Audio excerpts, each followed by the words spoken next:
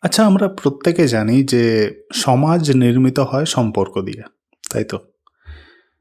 এবার যদি আমি প্রশ্ন করি যে পৃথিবীর যে কোনো সম্পর্কের শুরুটা মানে ১ম পদক্ষেপটা কি দিয়ে তৈরি হয়?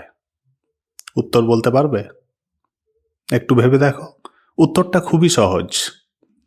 এই পৃথিবীর যে কোনো রকমের সম্পর্কের যে শুরু সেটা কিন্তু হয় বন্ধুত্ব দিয়ে। সেটা মা-বাবার সাথে হোক, সেটা প্রেমিক-প্রেমিকার সাথে হোক, সেটা স্বামী-স্ত্রীর হোক বা ভাই-বোন, অন্যান্য আত্মীয়, যে কোনো সম্পর্কের শুরু হয় কিন্তু বন্ধুত্ব দিয়ে।